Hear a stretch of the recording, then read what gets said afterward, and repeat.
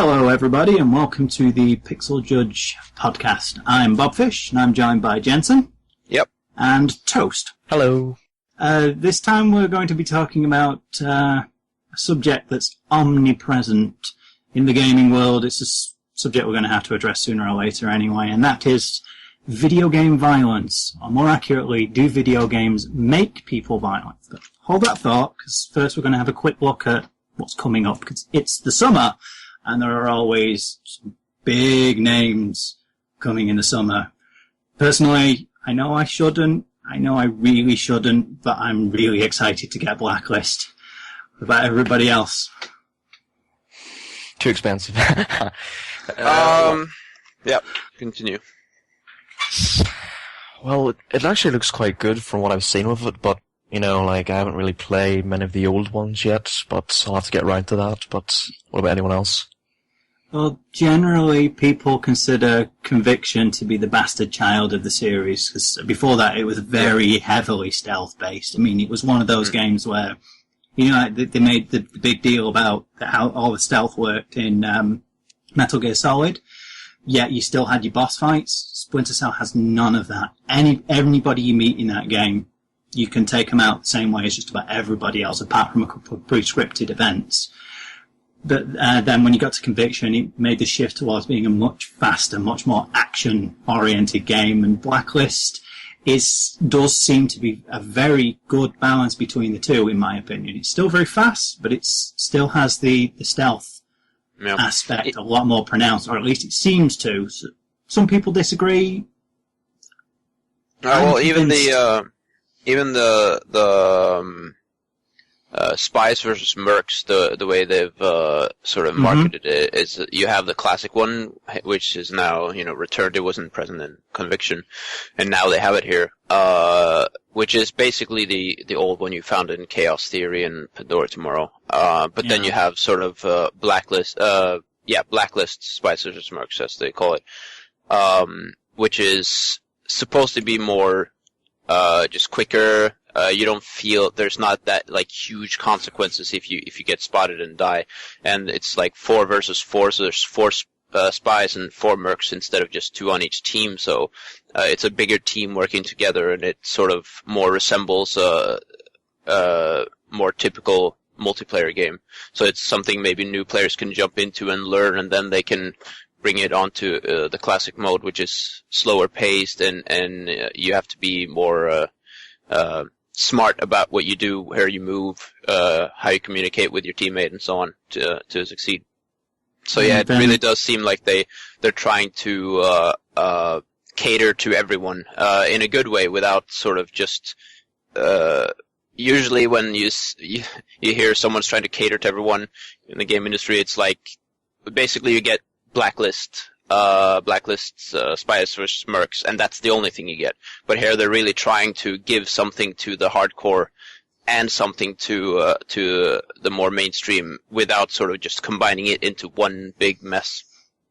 And we also have the co-op mode as well with I think it's Riggs, is he called? Yeah, the new Agent Riggs, which is Sam and Riggs this time rather than being 2 sideline characters. They've also they're saying that's a lot more story based, and they have 3 basic sections which actually show off the 3 play types they have. It's the Panther, which is the fast, lethal takedowns. There's the Assault, which is obvious, and then there's Ghost. Ghost being my preferred playstyle, but I do like the fact that, well, from what they're saying anyway, and if they deliver or not, that still remains to be seen. But so far, they've shown enough that I'm convinced that it is a good balance between Conviction and the way it used to be. I know a lot of people still think that it's too action focused, and honestly I think the reason we're seeing so much of that in the advertising is the same reason we see that in advertising for a lot of games. It sells better to the mainstream. Exactly. Yeah. You see adverts for films, they make it out to be a big action film. Old Boy was a classic example of that. If you watch the adverts for that, it makes out that it's this massive action film.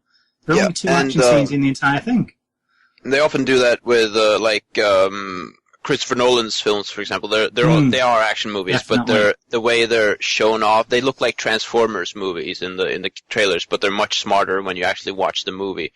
There's plenty of action. There's always something happening, but the way you notice that it's not the director making the trailer. So often, it is Ubisoft sitting there cutting together these various clips into a speedy adrenaline pump trailer that will get people excited. So you can't really tell much from trailers, and that's why I kind of with video games it's really hard to judge anything by trailers, especially when they don't really use exactly. It's they say it's in game, but it's more like in engine and not really in game.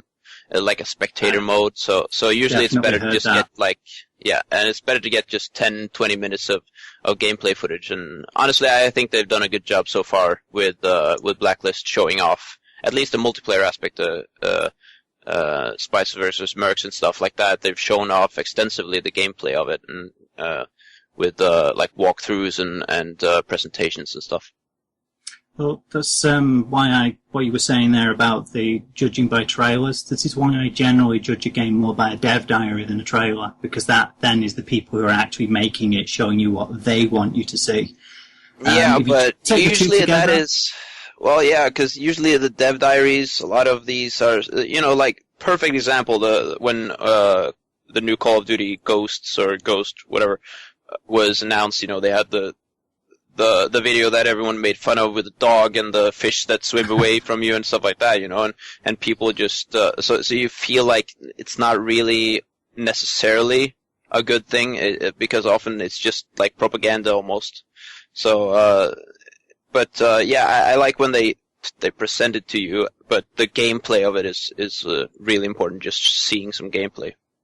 You're kind of damned if you do and damned if you don't either way. If you get the advertising, it's what the publisher wants you to see. If you get the dev diary, it's what the developer wants you to see, and they both present it in the way they feel is going to best get you interested, and it might not be 100% accurate. So you do kind of have to look at both and still retain a degree of skepticism. That's my take on it anyway. But what else? What else do we have coming up? There's Saints Row 4, which is absolutely mental. Payday 2 is coming up soon. I know that you'll be looking forward to that, Jensen. The 27th of August is a big day for me. After the first one, when they started marketing the second one, I was kind of like, nah, because our review of it, of the first one, gave it some high scores and the appeals too, but I personally found it disappointing. It was relatively high price. I think it was like 18, 19, 20 euros, and it only had a few highest production value. It was very low sound quality, gunplay, and especially when it's a game where basically all you do is stand still and shoot at cops, or anything, shooting at enemies. It really needs to have good gunplay, and it didn't. And they promised more maps, but they didn't ever release them until like several years later. It came with one big DLC, but that was all. But after seeing more of Payday 2, the actual gameplay, I kind of got excited, so I pre-ordered it to get the beta, and they have me. I'm sold. I'm really looking forward to it. I've seen you on Steam playing that quite a lot. Yeah. What about you, Toast? Anything you're looking forward to? Even if you're not planning to pick it up straight away? Well, Saints Row 4, definitely. I'm in the middle of playing Saints Row 4 at the moment with a friend in co-op, and, it is awesome, batshit isn't it? insane. It is. Yeah, it really is. I mean, Jensen disagrees with us on this one. I said there's a lot more substance there than most people give it credit for. You do have to dig for it, though. Yeah. Well, to be fair, I found, in the Saints Row the Third, when you're going around the map doing a lot of stuff, there is quite a lot to do, but, from playing Saints Row 2 recently as well, I feel that, I wouldn't say there's less to do, it's just It's not what I mean. I don't mean mean content, I mean substance, like subplots, undertones to it. Volition are very, very good at social commentary. They just buried it very deep in Saints Row the Third. I think a little bit too deep, so that it's lost amongst, to be fair, all the dick jokes. I think you're just looking too hard at it, honestly. I don't feel like Saints Row 3 offers any sort of social commentary.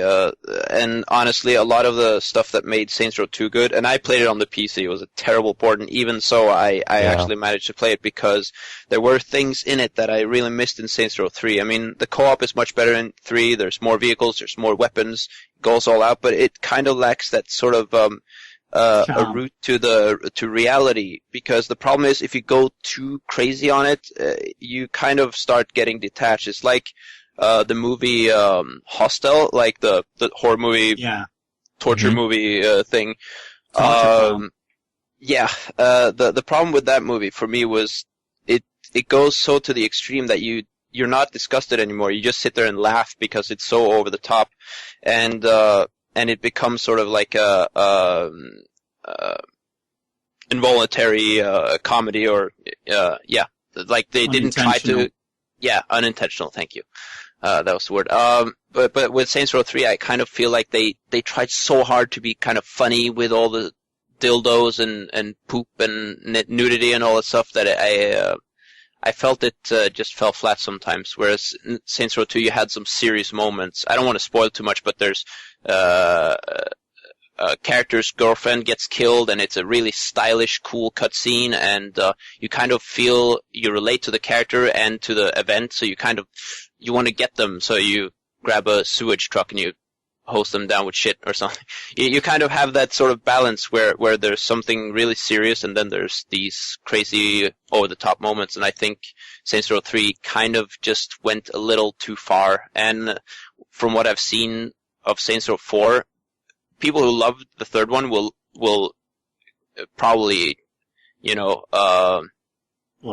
Row 4 will be their new god. Yeah, because it's going even further. I mean, you're the president now. You can't really get any bigger than that as a character, and there's aliens, and they're going all over the place, and that's cool. But I personally liked it better when it was a little more rooted in reality.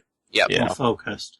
But the thing is, I think you just hit the nail on the head. The whole fact that it's so disconnected from reality. That's what I mean by social commentary. I really think that was an intentional choice to show how crazy the world is becoming around us. Not so much the world, but our attitudes towards things because of things like the internet and the so-called torture porn. And that actually segues us in quite nicely to the whole subject of video game violence. Since Saints Row 4 was banned in Australia twice. Yeah. Originally Speaking because of segues. Originally because of the alien anal probe. Though, as it turns out, that's been allowed to go through. One mission, less than 20 minutes long, involving drug use has been cut, and now they're getting an MA 15+, a mature audience 15+. Yet, it couldn't get through as an 18+ with that mission in, but take it out and it comes through as a 15, and then we get Grand Theft Auto 5, that goes through uncut, and the R18+. Yeah. It strikes me as a little bit weird. It is. I think it is politics. I mean, Rockstar is a pretty big company, and Deep Silver, not as big as Rockstar. Maybe in Europe. Maybe they're big in Europe, but Rockstar is like worldwide, and I mean, they had Team Bondi, which is an Australian developer, right? So they probably do have some something going on in Australia. They have some connections or something there. I'm not saying lobbyism, but it seems to be borderline that, because like this one mission drug use, I mean, come on, the GTA games are, not only are they violent, but they're realistic about it. Especially the GTA 4 has been very realistic with how the physics work when you hit a guy with your car and he bounces over the windshield and he flies over the car, but it's kind of done in a realistic manner. And the dent in the car and the spatter of blood on the windscreen, and the way the themes are very dark. Yeah. You're this Russian guy, or not Russian, but and he's coming there he's been in the military Serbian. Where he's tortured people and stuff. He was Serbian. Yeah. Well, no, I think it was made up, the country he came from, but it was something very similar to that. Yeah. Well, he spoke Serbian anyway. I know that much. Oh, yeah. I know a Serb who, so that was it. And that does make more sense with them talking about the war that he keeps referring to. And you know, there's the prostitution and all that stuff, and you're in the middle of it. Yeah, you're trying to sort of get out of it, but at the same time, when you're not on a mission, you can do whatever you want, and you can run over as many people as you want and start a new world war in America if you want. So, but it's also still done realistically, like the way rockets behave and how much damage you take and so on. When you're drunk, you move sort of realistic, like you wobble around and walk sideways and fall to your... and the car veers from side to side as well. But the thing is, we don't know that Grand Theft Auto 5 will have them. It probably will, but we don't know if it will have all those same features. And there's also the last one I can remember having any strong drug use was Vice City. Do you remember in San Andreas, people offered you drugs and you always said no? They did pull it up as an issue then because they said you were rewarded for killing drug dealers. But in San Andreas, you're burning this weed farm, marijuana, weed farm. But what I mean is that wasn't you using it; that was you taking an active role against it. That one was still banned, though. I'm just saying this one may not actually have drug use, so. But there's definitely it got R18, and even so, I mean, Saints Row. No matter how much crazy stuff you do in it, it's still kind of just, it doesn't make sense because it's, the way it's done, it's not, I mean, do the politicians in Australia sit there and think, wow, we can't have the anal probe thing in there because people will think that, you know, kids will, see that as a model of a way of life, or I don't understand it at all, because the way the Saints Row games have been going, and it seems Saints Row 4 will go even further than 3, is that they don't ask you to sort of think about what you're doing. You're just doing things, you know. It's really as violent as Super Mario. It's just that there's blood splatter, and there's and again, because it's still cartoony, and you jump on people's heads so they die and they disappear out of the world, and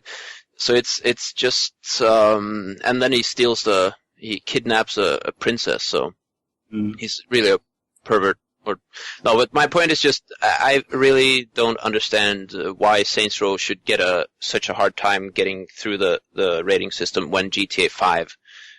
Because it seems like since they have several characters in GTA 5 now, they're kind of, because a lot of people criticize GTA 4 for being too serious and so on. So with this hillbilly character, they might seem to be sort of trying to cater to the people who liked the more arcadey older games, that are more crazy and at the same time have some characters that are more serious and realistic. So. But, Trevor, is it the guy from Trevor. Los Santos? I mean, he's quite clearly to cash in on the success of CJ, and then the other guy, I can't remember the names of all of them. Yeah, the sort of retired bank heister guy. He's more like a nod more to what's it called? Grand Theft Auto 3. Not the character, not the main character, the guy based on Tony Soprano. Yeah, but also like GTA, I can see that. But GTA 5 too, with this character who lives a life and he's conflicted about it. Tony. Oh yeah, Tony. Tony. I can't remember his surname, but the one who was based on the guy from The Sopranos. The Vice City guy who lives in the mansion in GTA 3. Yeah. No. Who? No, not the fat guy. No, the one you play as in Vice City. Liberty City Stories. Liberty Stories, yeah. Tony. Tony Marcioni, is it something like that? Okay, something like that. He's the one who he was voiced by Madsen, somebody Madsen in the first game, and then they got a new one. Michael Madsen. Voiced by Michael Madsen in the first game, and he phones in Chatterbox, and it's talking about it to Laszlo, and he says his mother's always getting at him, "You're not a real man, Tony." He's like, "Look, Tony." Tony? Who said I was Tony? That guy. It feels like the retired guy is based to kind of appeal to that. Yeah, audience. but he's also, I mean, how big an audience is that really? I mean, there's not that many people have played the PSP Liberty Series stories compared to the bigger ones. True. I think it might have more to do with just, GTA 4 where you have Nico, he's sort of he comes from a past that's, he's a criminal, but he kind of wants to get out of it and try to redeem his name and so on. And this guy is kind of like, he's conflicted about, he used to be a robber and now he has a family life and is kind of a dysfunctional family. It's not working out, and he's trying to stay on the right side, but it's really hard for him to do it. He wants to go back and live that exciting life. So I get you. I think it's just that, and since he's white and he's this kind of guy who lives in, he lives a life that probably most Americans nowadays who own computers or consoles or something like that, the sort of middle class, will relate to because he's the suburban white guy, basically. Yeah, I was just saying that he seems based more on that kind of character that people like that would appeal to. You're right, actually, thinking about it. Vice City Stories wasn't as well known. Shame, actually. It's one of the better games. But anyway, that's kind of gotten us off topic a little bit. Tony Cipriani. That's the one. That's the one, yep. That's the chappie.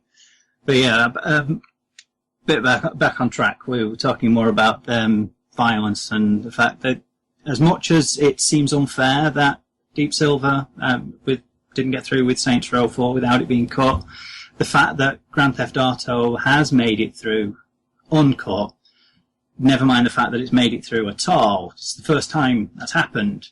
So it does show that at least in some way there has been a shift in the political ideals in Australia, even if it's only a small one. It's a start. And what you were saying a moment ago, my mind's gone completely blank now. Oh yeah, about the thing that do the Australian politicians really think that kids are going to be taking this as a way to live? It's like, well, this is what people keep missing about video games. They still think of them as being toys for kids. When you have a film, if you see an 18 certificate, you know not to let a 10-year-old watch it. When you have games, see an 18 certificate, the parents don't pay any attention because games are for kids. The certificates are there for a reason. People really need to understand this, both in and out of the industry. How often have you been online and had some 12-year-old kid playing Call of Duty, which even I think is for kids, apart from some of the more serious plot elements and some of the harsh language, but really that is a game that's made for kids. But it still gets an 18 certificate.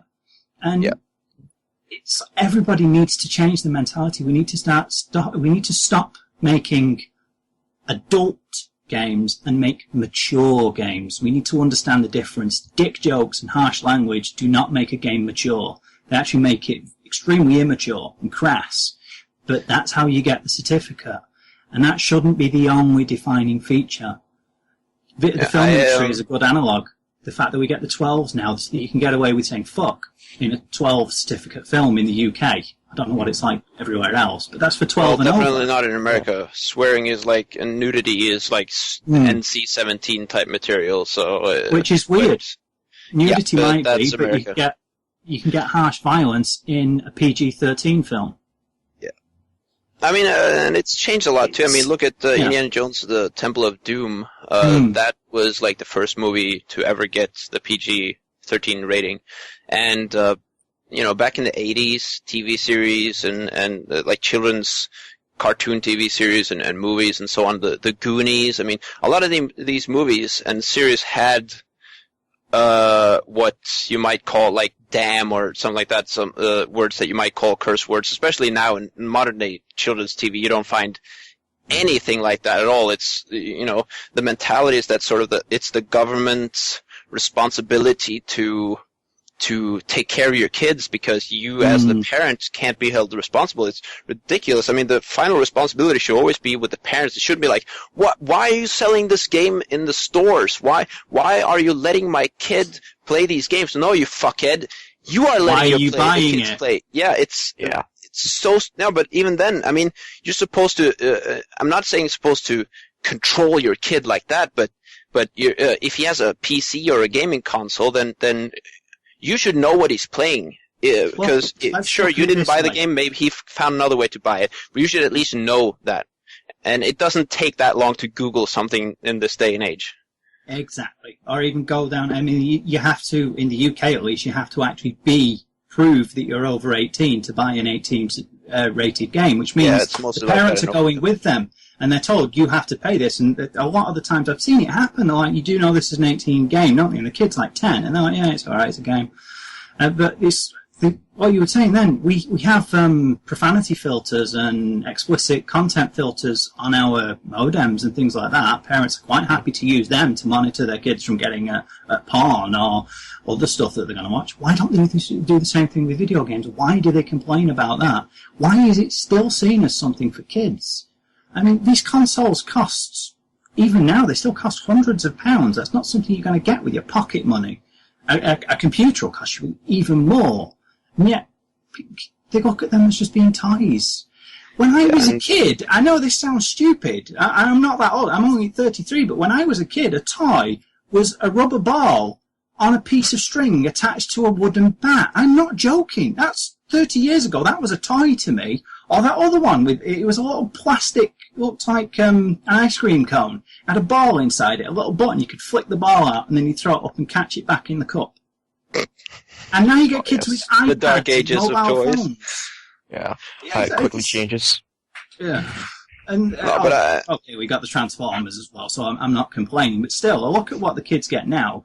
I've seen 5-year-olds with iPhones complaining that it's not the latest one. It's like, you want great. Well, that's because they're kids, and parents. kids are inherently fucking stupid. So, but True, that's but the parents are buying these things for them. Yes, but that's because, and I don't know how it is in the UK, but in Norway, it's kind of, people are smart enough to realize.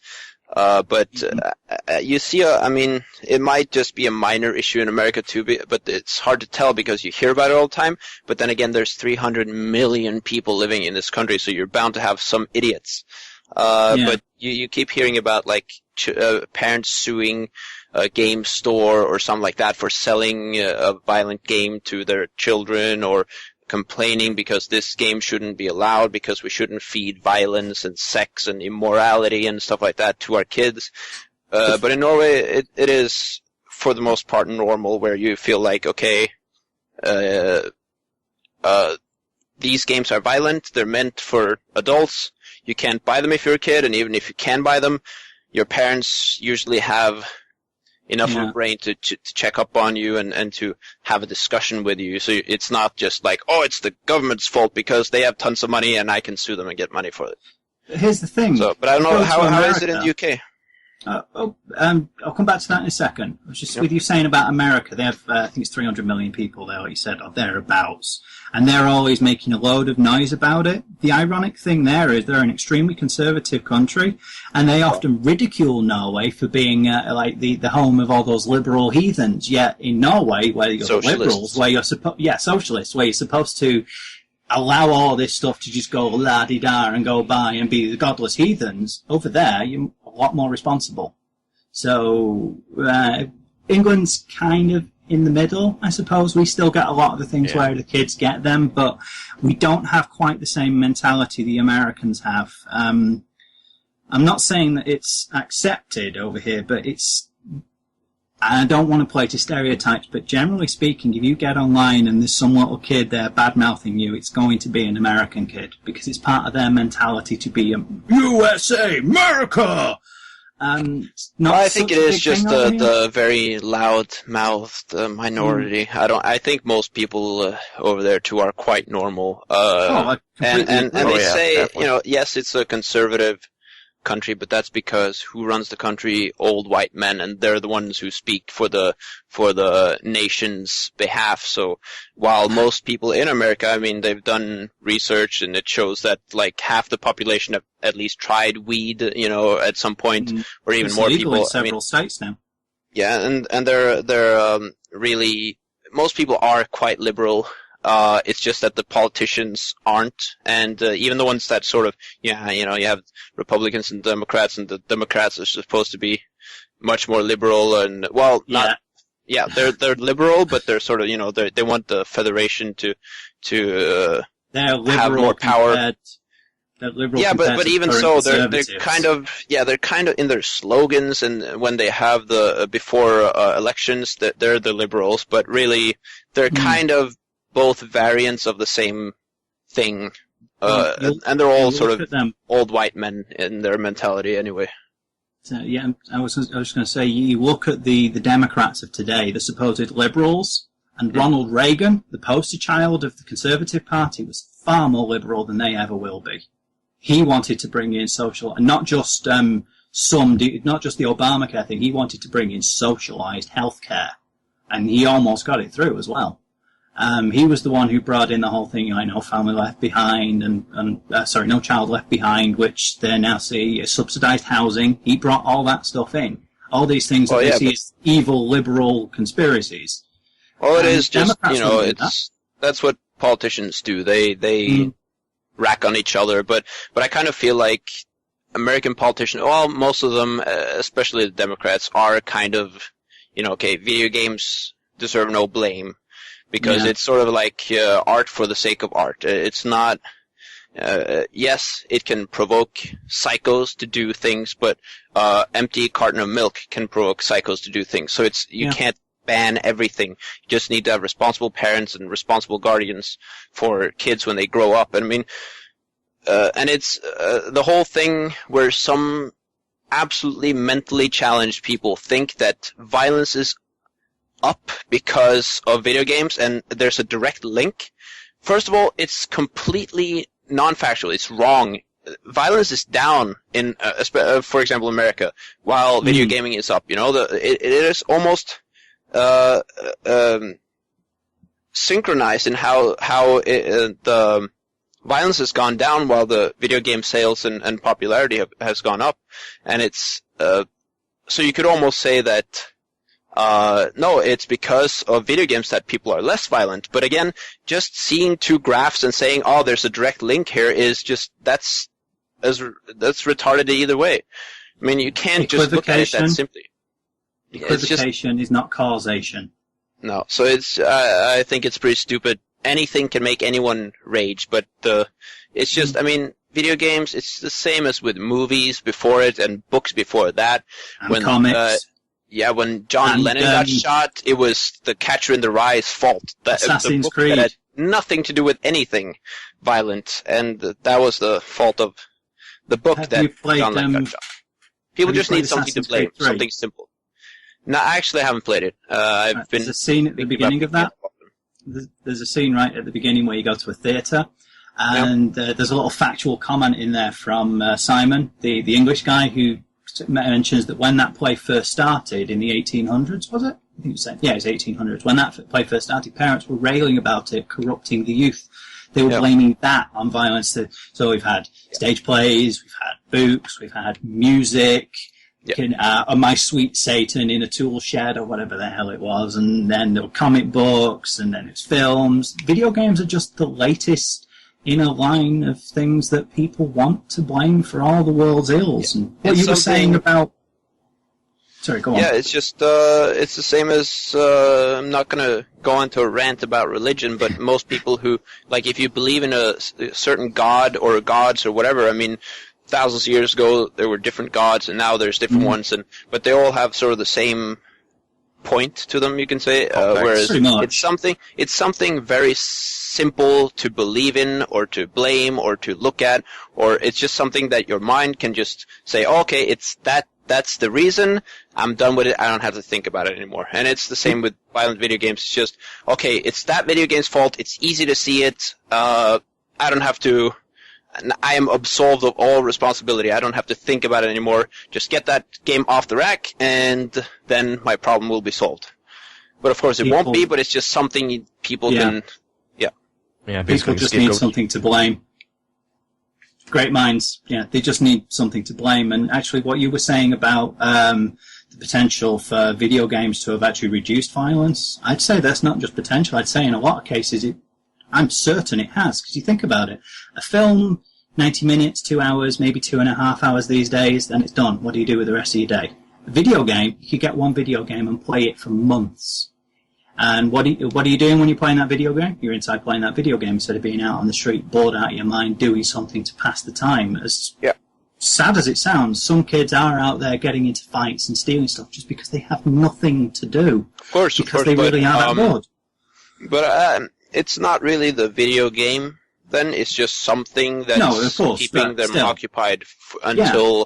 But at a certain point, anyway, they will grow tired of that game. They won't be able to afford a new one. They'll get a red ring of death on their Xbox, whatever, and they'll just go out and do it. So it doesn't reduce violence in a person. The violence, the potential for doing something criminal or violent. But it's a very good way of keeping you entertained, at least.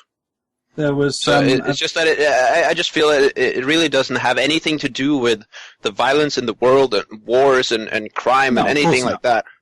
And then you have idiots like Anita Sarkeesian with her ridiculous tropes videos, saying that it's the same thing. Video games that sort of encourage objectification of women, and she looks at Mario like. Oh, that's really a subject for another time. Of course, but it's the same principle, really. It is. It very much is. And I'm sorry, we keep running over each other. I think there's a slight lag between me hearing you and you hearing me, so I do apologise for that and to anyone listening. Yeah. But I was going to say then, yes, there was a video I saw by a chap called Dr. Robert Sapolsky. He works in Stanford University, completely unrelated to this, but he was talking about violent tendencies in people.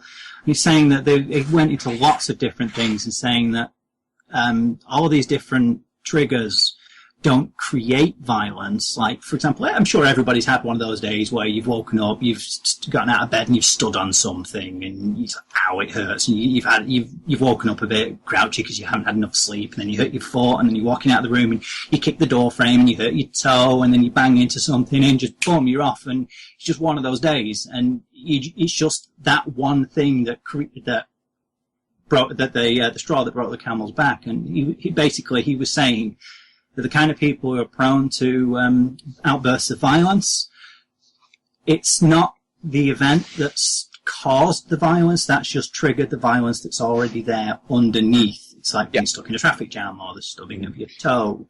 So video games aren't the problem. Exactly. Michael Douglas. Perfect. Yeah. It's not the traffic jam, but it's just the build-up of everything, the divorce and everything, and then he flips. Yeah. I do have issues with that film, though. So I know the original plot for that was going to be that he was just a regular, everyday Joe, but because people thought that it would be the producers, studio interference, they thought that it would be a little bit too close to home if he was just a regular Joe, so they brought in those little extra bits about him having a violent temper to begin with.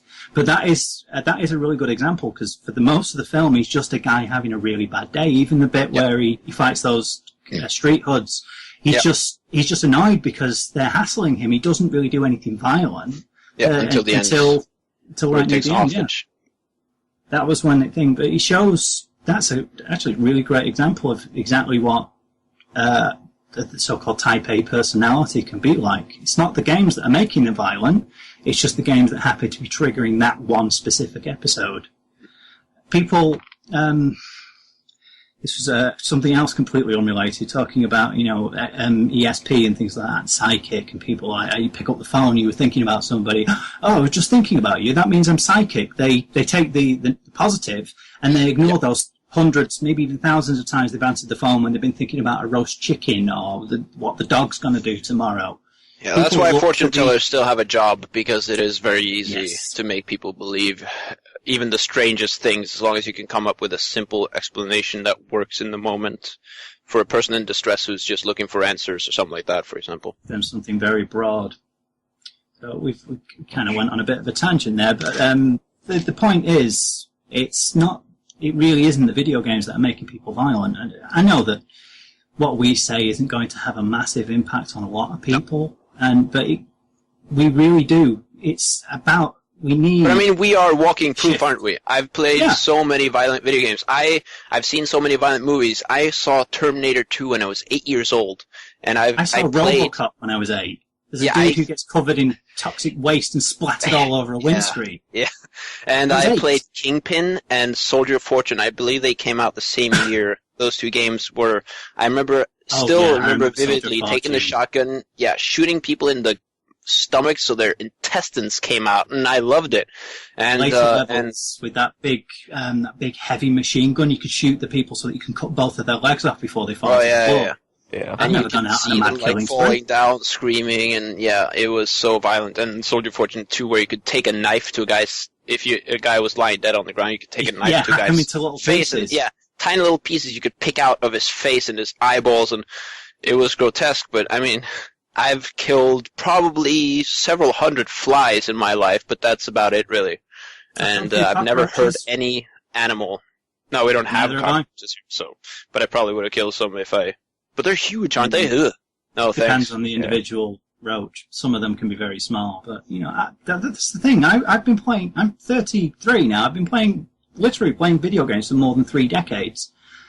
A lot of violent video games. I played Shinobi in the arcade. I played RoboCop vs. Terminator, which was the game that in this country kicked off the need for age ratings in the first place, because when you shot people, they just kind of imploded into this big bloody mess. And when I was 13 years old, it was the best thing in the world. 12, 13, however old I was. It was the best thing in the world ever. It didn't make me want to go out and start shooting people so that they turned into a bloody pool. I knew it was fiction. My point is just, because we are walking proof of it, you can say, well, we're not really experts at this, but we kind of are, actually. We kind of are experts. I mean, all gamers who have been playing for a long time and do it for more than just, to waste time, people who do it as a hobby, to discuss games on an internet website, a forum, something like that, you're engaged in the medium. You're not just playing games, but you're taking part in the industry. Part of the community. Yes, and you automatically gain a lot of knowledge and experience over time. So I really think we can say, not just we, but like gamers like us are experts at this, and we can say a lot more about this than a lot of these supposed psychologists and experts I just think. And especially parents like old sort of Christian conservative parents living in the middle of America in the Midwest, who keep saying like, oh yeah, this is the cause of it and that's the cause of it. Atheism is the reason for increased violence in the world, and so on. But it's just they claim to know more than we do because we're brainwashed by the games, but really they don't know what they're talking about, and actually we do know what we're talking about. They're brainwashed by the politicians, but it's what you're saying. It's not the politicians that need to change, because they're just doing what politicians do. They're trying to look for a scapegoat. It is the parents that need to be educated most of all. And whilst me, on my own, if I was to say this, my word wouldn't carry much weight because I'm just one individual. But we're not just one person, we're a group. We're reflective of the general attitude of most people within the community. There are always going to be exceptions, of course there are. But it's a good thing you were saying there, actually, about the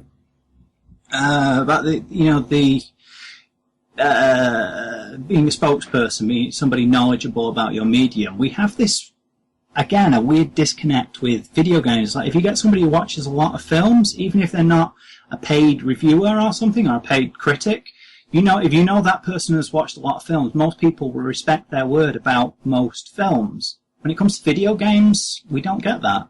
Even that's because video games haven't sort of reached that. I mean, how long has it taken for movies to do that? Even in the 50s and 60s, a lot of people, especially older people, viewed movies as sort of like just something you went to do. It wasn't an art form worthy of discussion. It wasn't like that at all.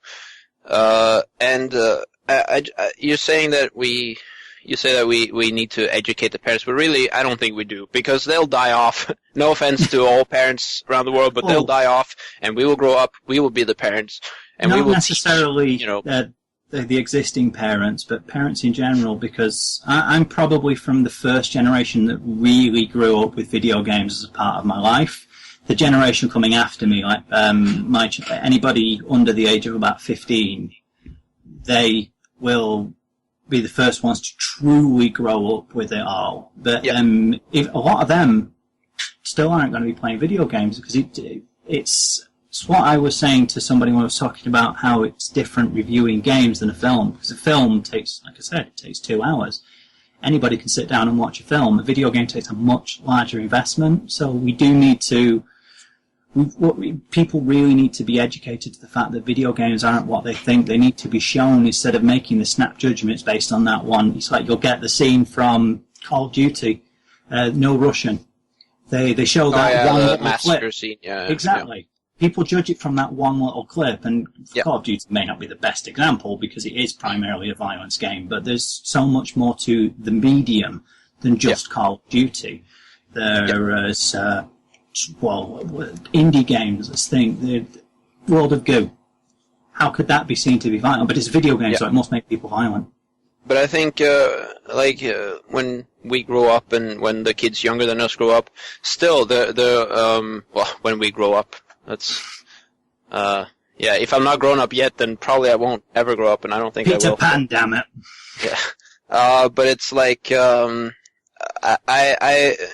kids that, even if it ends up, in a way that sort of, let's say, PC gaming dies off and console games will be replaced by mobile games, still, the kids that grow up will still have some sort of relationship with gaming, and they will see that, okay, mobile games, and they're, as long as there are mobile games like World of Goo and Angry Birds, but there'll be some violent video games as well, so, mobile games, and so they'll still have a sort of, relation to it in some form or other, so it won't be like those parents who grew up with no sort of experience with that, and then they sort of hear it from the news. The news loves scaring people, that's what they make money from. And, and when they hear about it, they don't go to the internet and try to research it. They just start, okay, this is the thing to blame. Let's hate on it. And there's, said it on the news, it must be true. Yeah, it's not going to be like that. Nobody will ever say that, today, that comic books will, make people violent. Even the Frank Miller, the ultra-violent ones and so on. I'm not so sure about that. I remember in the 90s. But that's the 90s. But today, this is 20 years later. It isn't like that now, but, and trying to explain to these people. Maybe for most people, but there are still some. I'm talking the late 90s, 15 years ago. The X-Files was causing people to be demon worshippers. Marilyn Manson, much more recently, within the last 10 years. But they will always blame something, and now they're blaming video games. That's what I mean. There's always going to be something, no matter how. But today, but my point is just today, comic books aren't going to be blamed, apart from maybe a few loonies here and there. But, trying to tell people that and trying to make people understand it, especially grown-ups in the 20s, 30s, 40s when Superman and those comic books started coming out, and Conan the Barbarian and so on, it wasn't possible. The only thing that could sort of make comic books a part of the culture was these people eventually dying off and the people who grew up with them getting older and recognizing, okay, it's not comic books that make people angry or violent or anything like that, and eventually we will do that with the video games too. So I really think the only sort of way to do it is time, and with time, video games won't be blamed. Not necessarily only because people will come to terms with, okay, what video games are, but also there will be something else to blame. Maybe the Oculus Rift will be the next thing, I don't know. Ultra-violent games in the Rift will, I don't know. There'll always be something. It's, what you were saying about mobile games, so you think about it, that has actually gone against some of what I said with the access to games, because things like that are so much easier to get into. And that's the kind of game that parents love. That and Farmville, things like that. This is something the video game community can do to help, actually, because we're always so heavily against things like Farmville. We look down on them as being, that's not a real game. It's like, well, maybe it's not a real game, but it is still a game. If we embrace that not necessarily say that we should like it and start playing it, but when we start to accept the fact that that is a game and that's just as reflective of the medium as a whole as any other game, then parents will start to, or other people who are not as into it, into the community and not as aware of all the buzzwords. So it's the onus is partly on us. To be fair, we have to accept our part in this. We need to do what Carl Sagan was doing for science 30 years ago. We need to what some people are still trying to do. They're not all convinced yet. That's the thing. Carl Sagan was doing it 30 years ago, and he was derided mercilessly for it. They said he was a celebrity, and even now, a lot of scientists got a lot are of still the death same. threats too. But look at what he managed to do for science. One man on his own. So it can be done. Exactly. Okay, video games aren't nearly as important in a lot of ways as science is. Not access to education about stuff. But my point is, we need people to do things like that, not just marketing for the big games, people to speak for gaming as a whole, as a medium, as an art form. Yes. I just think that it is, well, yes, but at the same time, the problem with it is that movies are kind of, there's a lot to them, but basically movies are, one thing. You sit down, you watch it. The book, you sit down, you read it. You have no input in it. And as much as I disagree with George Lucas and Steven Spielberg, what they recently said at that convention they were at, Comic-Con, maybe, I don't know where it was. They were talking about basically just that video games will never be an art form, and the problem is the controller, because you as and they were really, I mean, I used to have respect for Steven Spielberg. I don't like most of his modern movies. They're not bad. It's just that they're kind of tame. Twee. They're very twee. Well, you're noticing... One more thing before I forget. Indiana Jones, you look at the more recent one now, it's very silly. You mentioned the Temple of Doom, but go back to the first one. There's a scene in that where Indy gets shot in the stomach and he's bleeding out all over the place. There's another guy who gets hit by a propeller. Spielberg and Lucas. And there's a guy who gets melted in the end? Yeah. Neither of them would ever do anything like that anymore because... But the reason why Temple of Doom got the PG-13 rating was because it was very dark in the theme the whole way. It wasn't as light about the violence and so on. Also, funnily enough, I watched Temple of Doom a couple of days ago. I was flicking through TV and it started. I haven't seen it for years. It's better than I remember it, to be honest. We look at it as being not quite so good because of how strong the first film was. But there's a scene towards the end where he actually hits the kid. In a PG film, that's something you wouldn't get away with now, and something that Lucas and both wouldn't do. But back on track, you were telling me what they said. They're classic examples of the previous generation, because they grew up before video games became a thing. They seem to forget that 50 years ago, the generation, maybe not the generation before them, but certainly the generation before their parents, they were saying the same thing about films. But video games are an art form. However, we're going through something, the industry as a whole is going through something that happened with the movie industry for a while. It's like, because most of the people who've gotten into it, they've grown up now and they've become a lot more world weary, and it's reflected in a lot of the games that are being made. The whole hard-boiled thing, they're a lot darker and they're a lot more serious, and they're trying to be something that they're not. Could you imagine Minamoto, is it, that makes Mario? Whoever the guy that makes Mario. Could you imagine him trying to do a really serious game? It just would fall flat because it's not what he should be doing. But the problem is, that's what a lot of other developers are doing. They're trying to grow up with their audience instead of doing what they're good at. And we're getting a lot of backlash for that because we're getting so many of we're trying to grow up rather than just growing up. Well, I mean, you could say the same for a lot of the movies of the new Hollywood in the 60s and 70s as well, where they were trying. But I think sooner or later someone's going to succeed. It's going to be a sort of evolution of sorts, and then others will follow. But the problem is, I mean, especially at a technical level, it's not really related to theme, but like Crytek with Crysis in 2007, you would think that everyone would jump on that. Like, for example, with Avatar, when it came in 3D, everyone jumped on that. But with gaming, it's not as easy because you need the hardware to run it, and it's kind of harder. And never mind that, you need the hardware to make it. Yeah, true. And also with the theme, it's like developers are kind of torn by the fact, it could be a good story, but it needs to have gameplay as well. And we're kind of, I feel like video gaming is in that age where, like in the movies industry, I was saying. 20s and 30s, where we need to just let time do its job, and eventually we'll get there.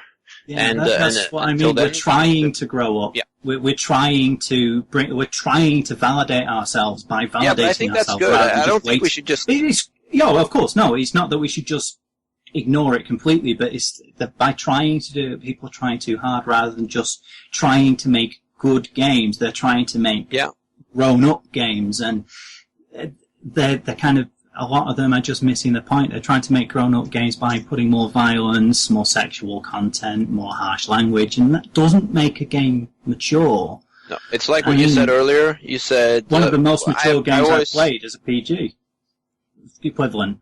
Shadow of the Colossus. Oh yeah, I actually haven't played. Very powerful themes. It deals with very powerful themes, but it's still easily accessible to anybody. Yeah, that is actually a game that is easily, like, you can't deny that it's a piece of art in any way. I mean, the gameplay of it, the visuals, the music, the themes, the story, everything, that's truly a piece of art, a work of art. But at the same time, it's hard to call something like Call of Duty, for example, art. It's not because it's not good enough to qualify, but it's just... the writing might be an art, the work of art, the visuals might be a work of art, but as a whole, the game doesn't feel spliced together as a work of art. No, I'm not saying that every single game made is a piece of art. Of course, no, I'm not saying that. I'm just saying the medium itself is an art form. It's like I could get a piece of paper and modern art. I could get a piece of paper, I could piss on it, wrap it up in a dog turd and take it down to a museum, and some people would consider that art. I consider it a piece of paper that's been pissed on. But it's still part of the medium of art. Whether it's good or not is entirely subjective. Some people could say Call of Duty is. Some people just look at it as being just a game. And there are always going to be some that are more at the Mass Effect series, certainly from a narrative standpoint. They are definitely artistic. Whether I'd call the Mass Effect series a work of art, story maybe, some of the settings, as a game, that's debatable. But so's everything. Some people see Apocalypse Now as a work of art. Some people see it as an overly long film that bores the crap out of them. Both opinions are valid.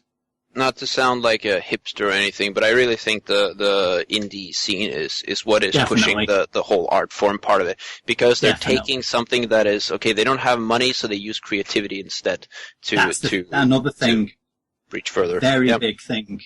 When the games were starting, when I was a kid, there was no money in it. Even Nintendo, who are now like rolling in money everywhere, so much so that the Wii is failing on them, and they still don't care because they're still making money. Well, I don't know what failing is quite the right word, but they didn't have it, so they didn't have the same sort of technology we have now. We get to the point now where you can throw a really great engine at it, some shiny bloom effects, and a couple other bits and pieces, and there you go, there's your game. The indies, like you said, they don't have that, so they have to really push, and Norway is actually proving itself to be a breeding ground for that kind of thing. I mean, we have Among the Sleep, which is from the point of view of a 2-year-old. We have Dreamfall chapters on its way. There was Funcom's been good at that before too, with the previous Dreamfall games and The Longest Journey. Yeah. I think just the indie games, because they're doing things, and they're like you said. I've always said the same, but I say the opposite. You say that games try to be adult, but they're not really mature. I usually say the opposite, because mature is like you hear a M-rated game oh, it's mature, Well, but it's not really an adult game. I feel like when you're adult, you're sort of grown up, and I feel like potato. Yeah, sure, of course, but it's like, we're for just example, arguing semantics there.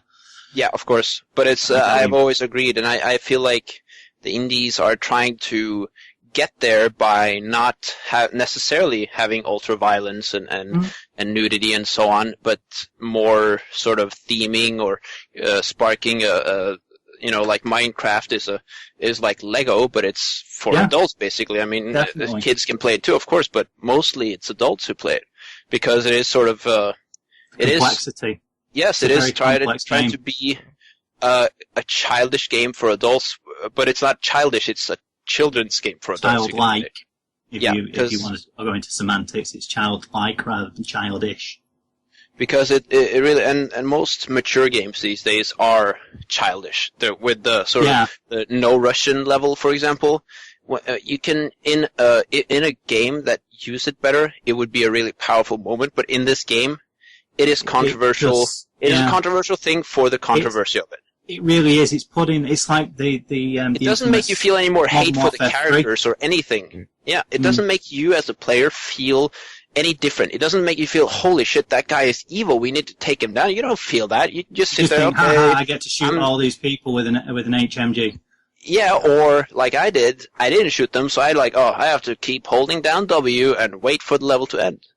And that wasn't fun, and I didn't feel like I was connecting to the game. Or to the characters or the story. I seem like that would have been much more powerful and something that was more orientated for like a story game, like any like Mass Effect. Mass Effect would be a bad example, but it's just you didn't really feel anything there for that game. It just didn't really fit, did it? It would work something that was much better, for example, in Metro Last Light or The Witcher 2. Oh, hell yes. Yeah. Definitely. Speaking of Metro, let's think that when you confront Khan, I don't want to go into spoilers, but by the time you confront Khan and you're ready to get your revenge because of everything you've seen about his life up until that point, suddenly you don't, most people, I find, don't want it anymore. They've realised that he's not a bad person, he's just doing what he thinks is best. Which game? Metro Last Light. Oh, yeah. Not Khan. Pavel. Pavel, yeah. Whatever. Is it Pavel? I've forgotten his name. Yeah, it is Pavel. Yeah, and Pavel. And also, the same with Witcher 2, actually, with this guy, this one Witcher who is the assassin who's been killing kings and you've been framed for it. And, by the end of it, or not even by the end of it, but later in the game you realize he's part of a much bigger thing and he's actually been, tricked. I don't want to spoil too much, but it's like he is just a person. He's not sort of the epitome of evil. He's just a character and you start to actually see why he's done what he's done and you sympathize with him and you feel bad for him and so on. So, and in a game like that, this scene with the mass murder might have a lot of impact, especially when you are put in the midst of it and you're given the freedom to exterminate these people if you want to. But Ubisoft the problem is, like that. With the Assassin's Creed series, and you haven't played number 3 yet, but they got a lot more into the Templars in that. They really muddied the lines. But they too are sort of in a place similar to, for example, Uncharted 2, with Far Cry 3, for example, where you have a game where this character is conflicted and there's things happening, but then when you get to play, you get to shoot animals, endangered animals, and you get to kill as many people as you want to, if you want to. So there's kind of that disconnect between the story that the developers want you to care about and what you can actually do in the game. So sometimes it's like, you have to sort of pick your battles. If you want to make a game that's strong, like Spec Ops: The Line, for example, then you need to have it sort of directed. You can't give people freedom, or you can, but it won't have as much of an impact if you do it. You can't give people freedom like that to just do whatever they want to between the story segments. And Uncharted 2 is kind of disconnected in that it's a very light-hearted game, but then some very serious elements. But in the cutscenes, it's very lighthearted. It's kind of Indiana Jones, but then you kill thousands of people, without asking for their name or checking if they're bad guys or anything like that. And you could say, well, it's in self-defense, but still, there are thousands of people. If you have to kill thousands of people to get a treasure, you might want to stop looking for that treasure. It's, I mean, when you try to look at it objectively, as more than just a piece of entertainment, then it kind of it has a disconnect there, and that's something I hope to see video games move on with, where violence. In some games, you can have something like Serious Sam, where it's just crazy, fun, stupid silliness. Yeah, that knows it's stupid. I think what we're really talking here is we need consistency. Yep. The problem with video games is because they're an interactive medium and there's always that push to make them larger, more open, more options. When you make a game like that, you can't have the same sort of focus. If you want to tell a story, you should be a lot more focused on telling the story, and you should keep it linear. Or but have a story be accepting of that too, because linear games have been sort of like Metro Last Light. I saw some people, the reviewers but criticize it. We get a lot of that now. Linear. Notice these same people will go back to games that they played in the past and talk about how fantastic they were, and they were linear. We see linear as being a bad thing now, and it's not. If something is forced, it is an artistic only one direction path, and it's just moved from point to point, then why bother making it a game? But that doesn't mean that you can't have a linear game. Last Light is a perfect example of that, because it was an entirely linear game. If it was more open world, it wouldn't be as focused. It wouldn't be as...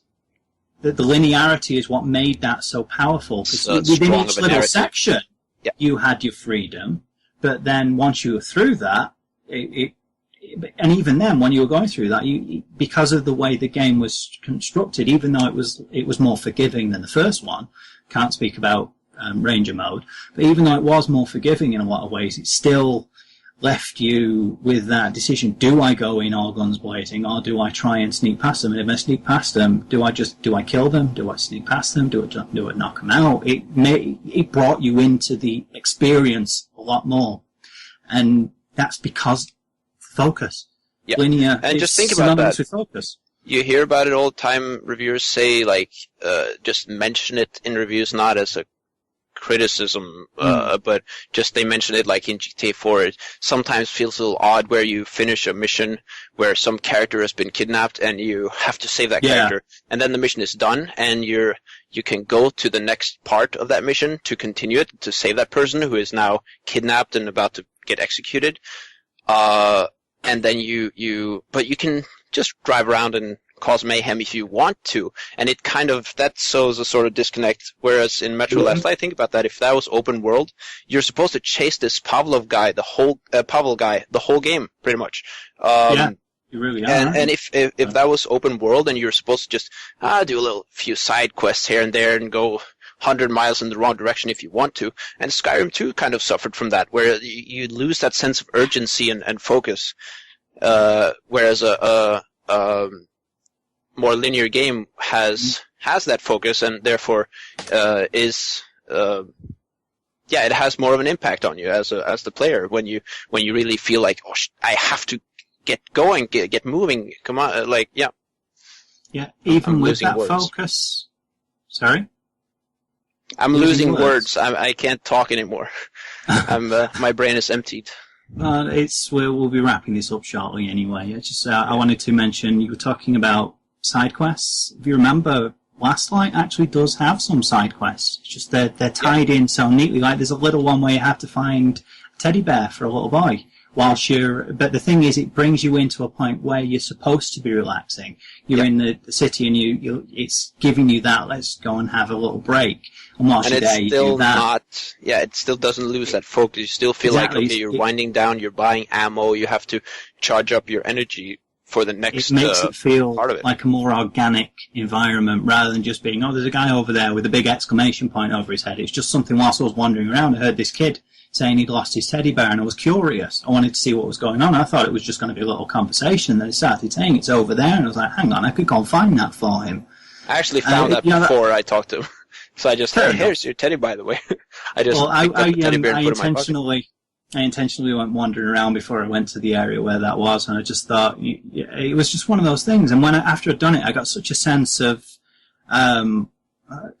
fulfillment, because I felt like within the environment there, I'd done this one little deed that kid, if it was a real environment, if this was a real place, that kid's going to remember that for the rest of their life. It's one of those things, an impact. This man that comes out of nowhere and brings the child a toy. It's a very powerful moment for something so small because of the way they tied it in, instead of it just being a dude with an exclamation mark over his head. Yes, and if it was just like, oh, you got experience points for this, you wouldn't feel that connection to it. But here you are, you feel like, wow, I really did something good for this kid. And the same with the stripper. You go there to you can watch, have the lap the one dance that I went to twice by accident. Yeah, and the wrong button trying to go. I was like, what do I do now? It's like, oh, she's dancing again. I hear my friends always say they lost all their money at that lap dance. just kept repeating it. But that's the thing. I mean, even when you do that, because you're like a dirty pig, it's still realistic. It's not done just to have, we need nudity in the game. It's realistic. This is the place. It's like, it's Venice, but it's really kind of like, it's Las Vegas. It's sort of like a city of sin, but it's kind of romantic. And that whole distorted, romantic town, but kind of a really sinful place with gambling and it's collective of the society it's a part of, the world it's come to inhabit. Because it's kind of like all they have left to do there. They're removed from the violence, and what do they do with their lives? They go about making them interesting, and human beings. It is tend pretty to much what would that. happen if this apocalypse were to happen. This is what would what a town would look like down in the sewers.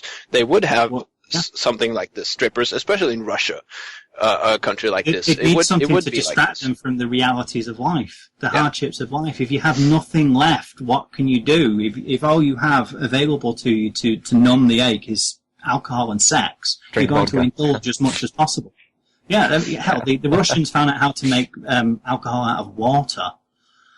Anyway, we should wrap this up. So do either of you have anything you'd like to say on the subject before we end? Of video game violence and the effect it has on the world? Deserves to have something said. We have kind of dominated a little bit. We do apologise for that. Yeah, dominated a little bit. Let's see, what can I think of? Well, I can tell a little bit of a story I saw, not so long ago, but it was a wee bit before I joined Pixel Judge. I saw it on Eurogamer. Alright. Okay, well, it was on Eurogamer, and it was actually here in the UK, in Scotland, I believe. There was this, lad about 13 to 11 or something like that, something around that age range, and him and his friend were, playing, I don't know, Gears of War 3, and then, he lost or something like that, and then he took a knife, and stabbed his friend in the neck and all that, and people, people were screaming, the local government there, or whatever council, were screaming that, Gears of War 3 was to blame, yet, Eurogamer reported that, the same kid had, a child, at that young age, and, he had problems with, his family and all that, they're just using video games as a scapegoat, you've previously said. It's just, the media tried to just hype it up and just blame it and not look at the sidelines or anything else in between. And oftentimes it doesn't even make sense. Like this lawyer guy with Jack Thompson, he was trying to pin the blame on Halo because the guy who killed some other guy had a PlayStation 2 in his car, and he said that he had been playing Halo on his PlayStation 2, and that's where he had learned to kill people, because that was like a killing simulator. Of course, he didn't know that there has never been a Halo game for the PlayStation. So, but it sometimes it doesn't make sense. But he speaks to a certain niche of people that will believe it anyway because they want to believe it, and it's always going to be like that. Something's always going to be the scapegoat. So that's the point of it. It's not, video games aren't different at all from movies and comic books or music or anything. Yeah. It's just that this is today's scapegoat. Yeah, the latest to blame. Yeah, a year, or maybe in 5 years or something. And it won't be the last either. I don't know if it'll be 5 years. I think we have a while to go before that. But it's definitely some of the stuff we've touched on here, things like Last Light. There is definitely the shift is happening. It's just we're stuck in a transitional phase at the moment. We're in that hard part where we're trying to grow up. Like I said before, we're trying to grow up rather than actually growing up. We're the 12, 13, 14-year-old boys trying to act like a man by being upstanding and strong and aggressive, because that's what we think men do, but that's not. We're trying rather than succeeding. And it's a transition that everything will go through at some point. Yep. Comic books did it, films did it, music did it. We'll make it. I really do think we'll make it, because there are people like us who are this passionate about it, and we have our eye on the indie scene. It's like the games we're failing our way to failing our way to success, really. Yeah, well, every time the we way get it science wrong, has been always too. Exactly. Every time we get it wrong is one step closer to getting it right. There was one more thing I wanted to touch on, actually, about violence. A lot of people have said the reason video games make you violent is because you spend so much time inside on your own playing. There's that famous meme that's going around. That video game is too violent, and it's keeping you isolated away from all of your friends. Here, read this book. Because it's not like reading a book is inside on your own. Yeah. It's not something you do as a thing. But it's the same mentality. We look at books as being a good thing now, whereas a long time ago, not so long ago, in fact, people said the same thing about that. You're inside reading all the time. You should be out socializing. Yep. Video games are very different in one aspect to books, though. Obviously from the medium as a whole, but it's something that I was talking to Bismarck about. In Korea, they're so focused over there on going to school that because he lives there now, he was saying that so many of the people he meets at school, they're so childish because they've had no interactions with other people because they've been so focused on studying, which we see as a good thing because they're learning. Then they get to around 15, 16, they start playing video games. What happens? They go online, they meet other people with the same interests as them. So video games have now become, for a lot of people, their one social outlet. Yep. So there's the thing. There's actually a game I saw made. It was either made by a Korean or made by somebody whose friend was a Korean. And you're this little white square or circle, I can never remember which. And you have one button, which is up. The up arrow, you move up the screen, and you have three, up, left, and right. You move up the screen, and you'll see black squares. Sometimes on their own, sometimes in groups. They'll be coming towards you, and as you move towards them, they move away from you. One at a time, then three at a time, then group at a time.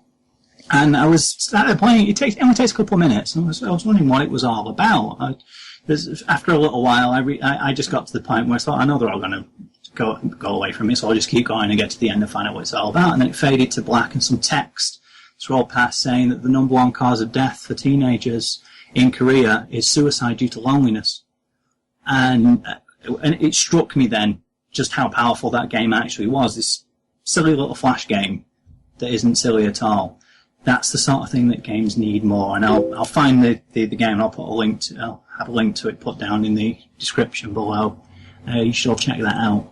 And so remind me again, why are video games such a bad thing? They may get people around to other people that encourage them into doing stupid things, but you might get that at school. You might get that anywhere on the internet. Like-minded people will find like-minded people no matter what you do. And if video games are the one thing that the kid is comfortable around, let them be comfortable around it. I suppose that's my closing thought. We got a little bit more serious than I intended to there. A little bit more somber. Does anybody else have anything to add before we wrap up? No, I think we're good. Yeah, I think we're good. Well, in that case, this has been the Pixel Judge podcast. I've been Bobfish. You've been Jensen. I've been Jensen. Yes, and you've been a tasty piece of toast. Yes, I have. So, to everybody who's listened, thank you for listening. Until next time, play safe. Cheers. Bye.